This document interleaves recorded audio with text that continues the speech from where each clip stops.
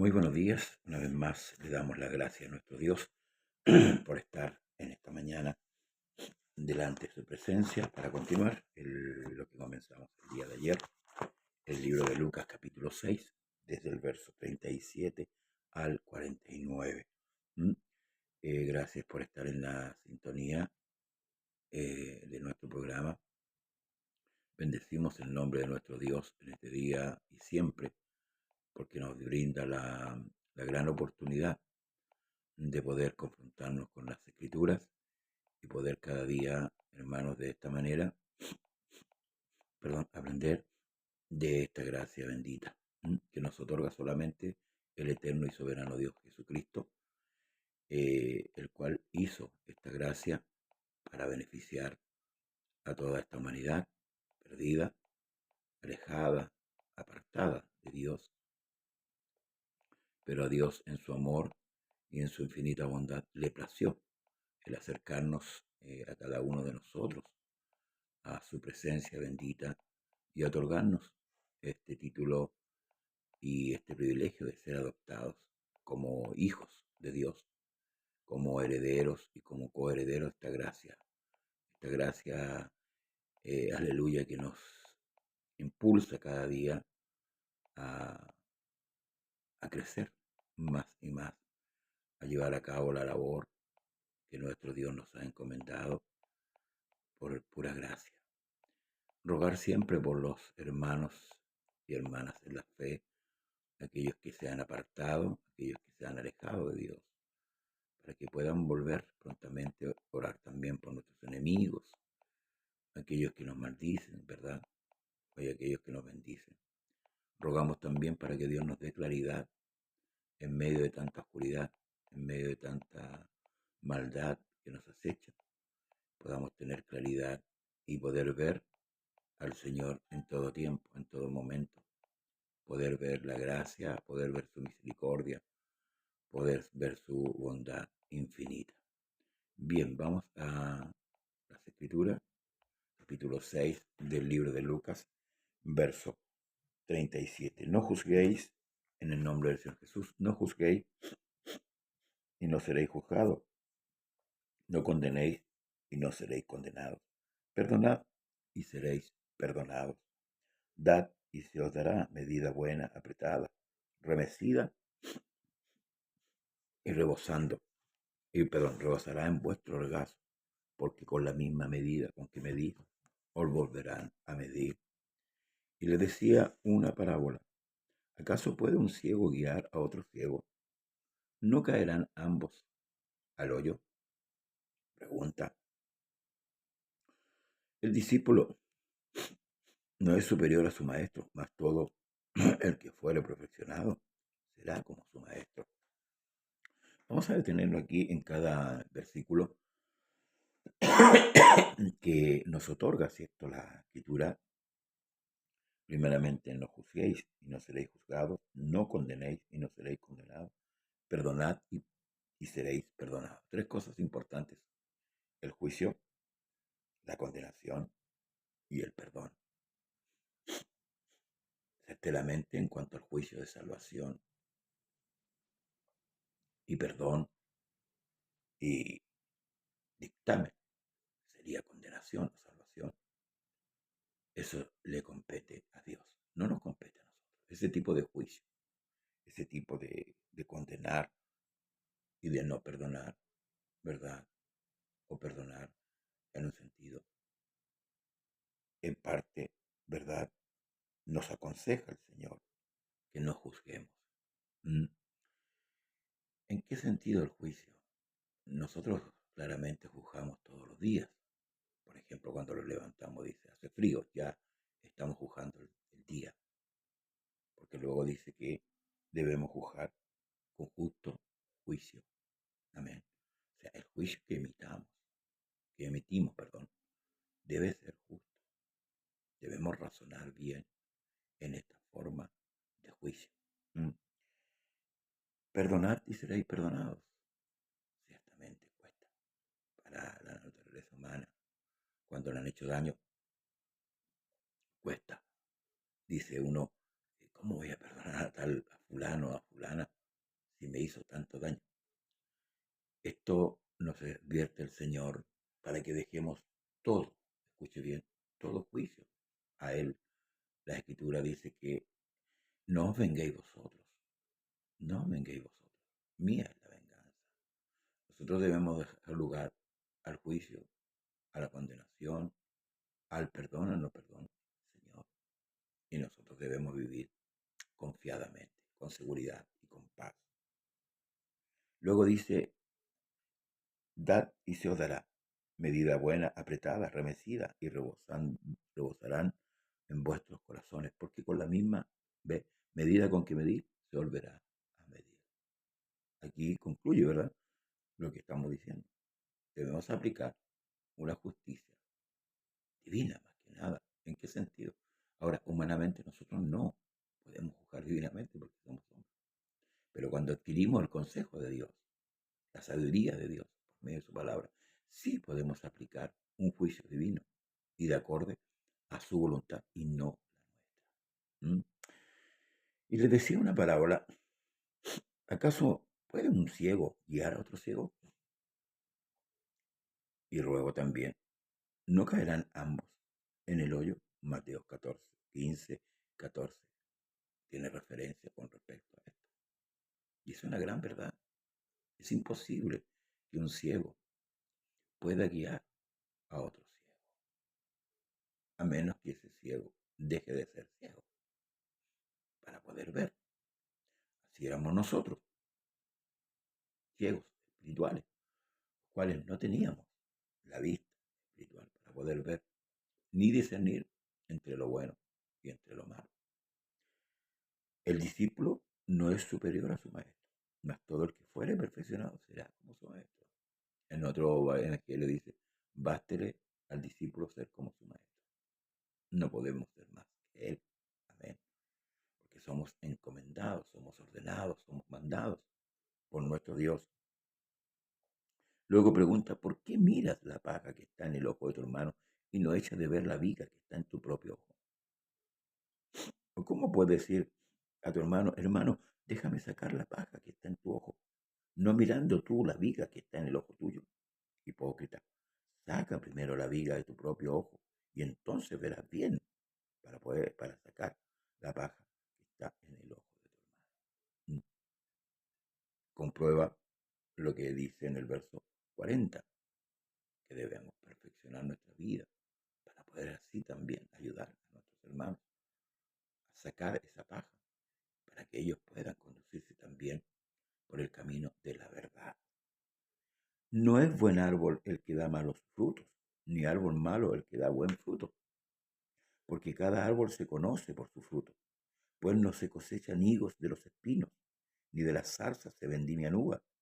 El hombre bueno, del buen tesoro de su corazón saca lo bueno, y el hombre malo, del mal tesoro de su corazón saca lo malo, porque de la abundancia del corazón habla la boca. ¿Cómo podemos nosotros discernir, hermanos amados, entre alguien que esté haciendo bien o mal? Es claro, por su fruto. Por eso que la manifestación del Espíritu en cada creyente se da a conocer, hermanos, no por la señal, ¿no?, como dijo Pablo, la señal de la lengua, sino esta verdadera señal. Un árbol malo no puede dar buen fruto, ni un árbol bueno puede dar malos frutos, de acuerdo a lo que hay en el corazón del hombre. El hombre actúa, lo deja, lo habla, no, a lo mejor no lo habla verbalmente, pero lo actúa. Eso es una manera también, hermanos, de expresarse, ¿ya? Porque nosotros tenemos como la expresión, la palabra, ¿verdad?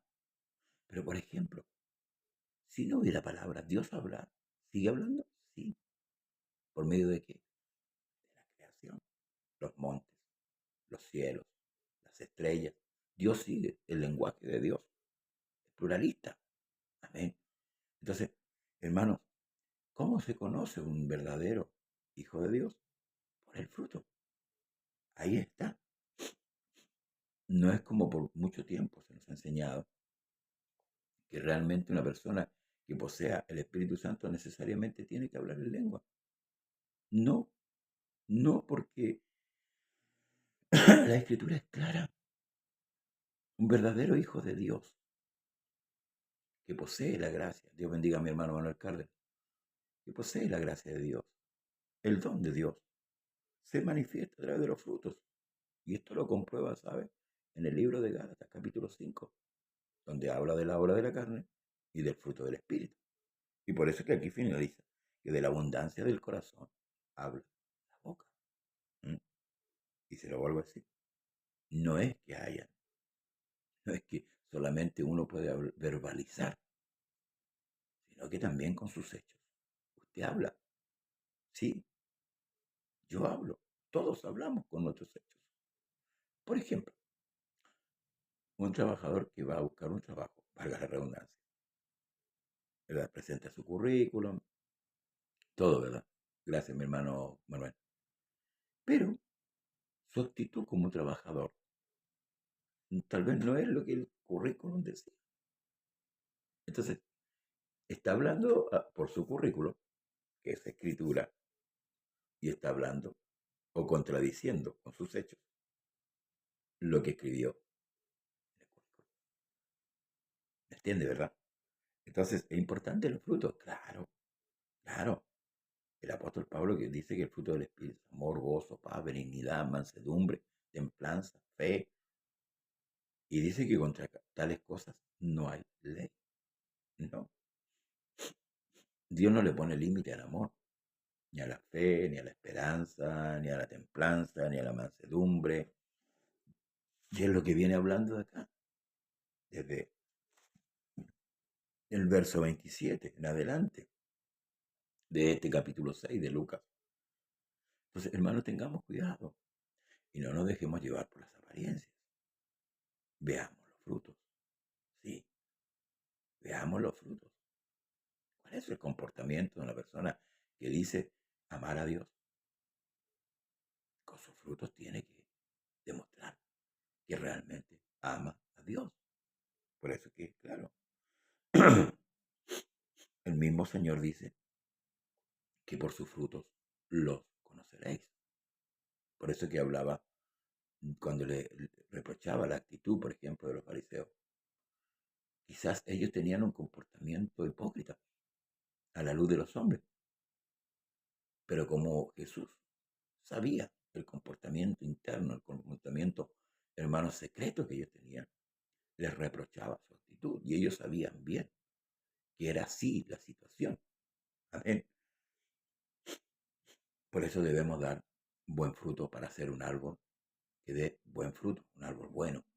Porque si vamos a Mateo, dice que el hacha del Señor está a la raíz de todo árbol, y todo árbol que no dé fruto será cortado y echado al fuego.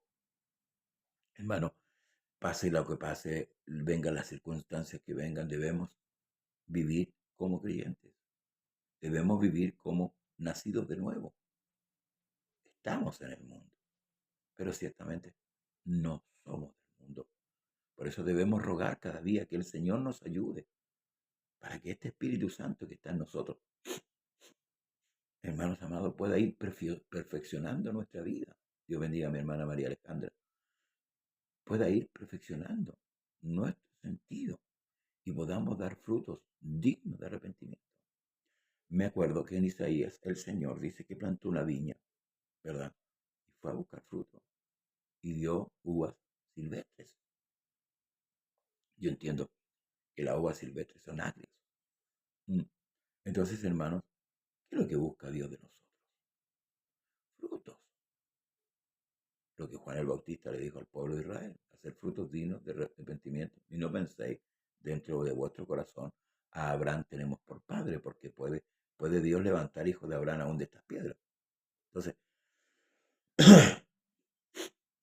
muchas veces vamos a la iglesia y decimos, yo soy evangélico, yo soy pentecostal, dicen muchos, y se alegran, son pentecostal. Pero la pregunta es, ¿estamos viviendo como hijos de Dios? ¿Estamos dando frutos? ¿Mm? Como nos enseñó el Señor. No como el mundo la filosofía del mundo nos enseña, sino como el Señor nos enseña a través de su palabra. Y eso lo hemos ido leyendo paulatinamente, ¿cierto? En este libro, las enseñanzas que Jesús hacía. Luego le dice, ¿por qué me llamáis Señor, Señor? Y no hacéis lo que yo os digo. Esto viene, hermanos amados, esto viene, va concluyendo esta enseñanza sistemática que el Señor va haciendo a los suyos. Si yo me denomino un hijo de Dios, y en mis oraciones, ¿cierto? Perdón, en mis rogativas, confieso a Jesús como mi Señor y no me sujeto a Él. La pregunta es, ¿realmente será mi Señor? ¿En serio? Si usted no se sujeta a Dios, ¿será su Señor verdaderamente el Señor? Valga la redundancia. Y esto es lo que el Señor le pregunta a Israel. ¿Por qué me llamáis Señor, Señor? Y no hacéis lo que yo os digo.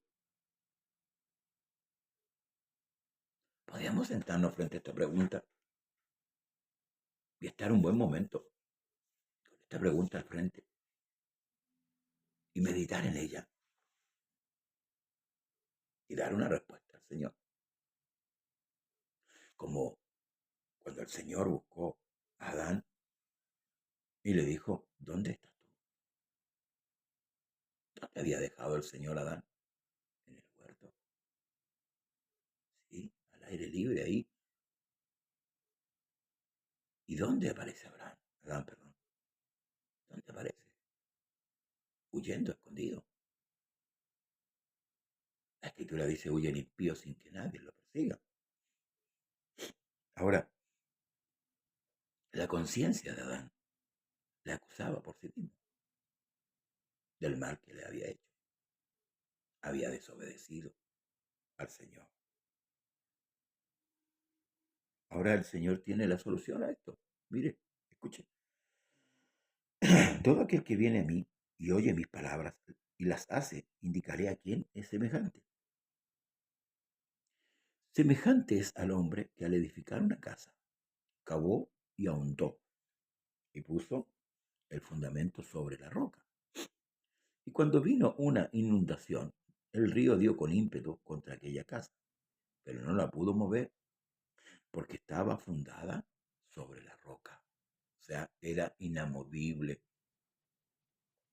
¿Qué es lo que significa esto? Cuando oímos la palabra del Señor y la ponemos por obra, cuando abrazamos esta fe y la llevamos a cabo, no a nuestra manera, porque las religiones por lo general siguen sus ideas, siguen sus propósitos, sus vanidades. Pero aquí claramente el Señor dice, el que viene a mí y oye mis palabras y las hace. Una cosa es ir, oír y hacer. Hay muchos que están en las iglesias, en las casas de oraciones, perdón, porque la iglesia es usted, soy yo, que tenemos el Espíritu Santo. Pero la pregunta es, a lo mejor llegamos hasta el punto oír, pero el broche de oro es hacer, hermanos amados. Dios se complace con los que le obedecen. Dios no se complace solamente con que usted vaya al culto, adore a Dios, levante las manos y hable en lengua o sienta la presencia de Dios. Si en el fondo ni oye, ni hace, o tal vez oye, pero no hace. Hay miles y millones de gente que han adoptado esa actitud religiosa para aparentar una vida como creyente, pero no hay obediencia. Y por eso la pregunta es, ¿por qué me llamáis Señor, Señor? Y no hacéis lo que yo hago. Ahora, aquel que hace, fundamentó su casa, ¿dónde? Sobre la roca. La roca es Cristo, la palabra. O sea, puso su casa ahí, en sus principios, en sus valores, Es lo que el Señor le enseñó. O sea, está oyendo y está haciendo. Está haciendo. Ahora luego dice la otra parte. Mas el que oyó y no hizo, semejante es al hombre que edificó su casa sobre tierra, sin fundamento, contra el cual el río dio con ímpetu, y luego cayó y fue grande la ruina de aquella casa.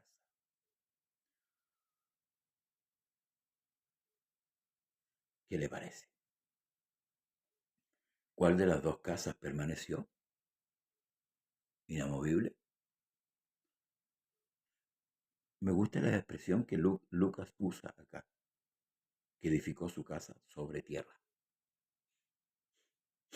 Yo lo tomo como aquellos que edifican su casa sobre los pensamientos de los hombres. Tierra, el hombre es polvo, es tierra. Sobre esos pensamientos edifican su casa. Ponen todo de sí, toda su fe, hermanos, en los hombres.